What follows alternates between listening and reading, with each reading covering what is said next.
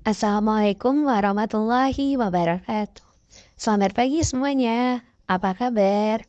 Ada yang tahu hari ini kita bakal belajar apa? Ya, benar sekali. Hari ini kita akan mempelajari tentang ciri pubertas pada laki-laki dan perempuan dengan kesehatan reproduksi. Sebelum kita memulai materi baru, masih ingatkah kalian apa yang dimaksud dengan masa pubertas? Masa pubertas adalah masa ketika manusia mengalami pertumbuhan yang sangat pesat untuk mencapai kedewasaan. Perubahan yang terjadi pada tubuh manusia ketika masa pubertas disebut dengan gejala-gejala pubertas. Sekarang coba kamu perhatikan gambar berikut ini. Nah, di gambar tersebut kan terdapat satu anak lelaki balita dan satu anak lelaki yang sudah remaja. Setelah kalian perhatikan, apakah perbedaan fisik laki-laki sebelum dan setelah remaja itu? Nah, ketika seseorang menginjak masa remaja, maka akan terjadi dua perubahan. Yang pertama ada perubahan sekunder.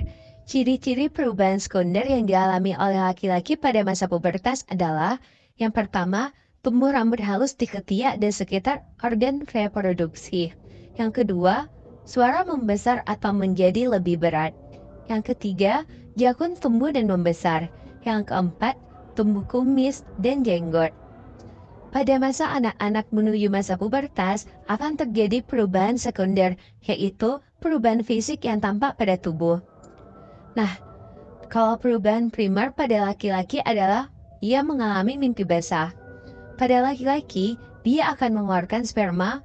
Perubahan ini menandakan bahwa sistem reproduksinya telah berfungsi.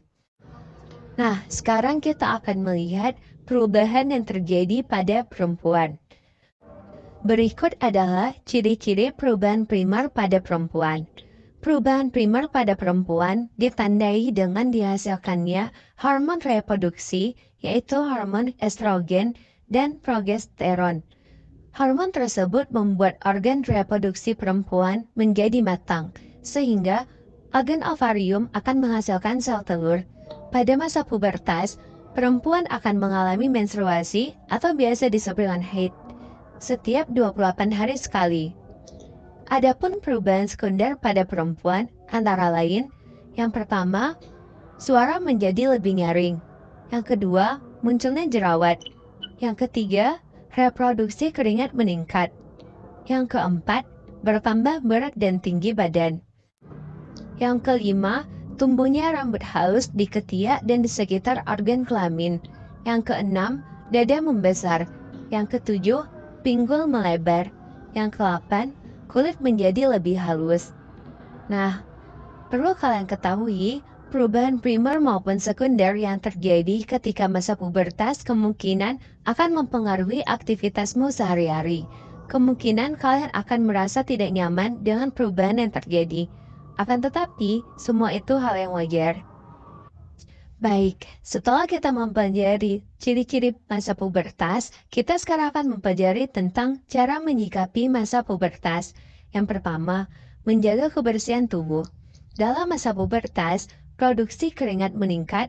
Hal ini dapat menyebabkan bau badan maupun jerawat. Oleh karena itu, mandilah minimal 2 kali sehari, serta kenakan pakaian yang dapat menyerap keringat.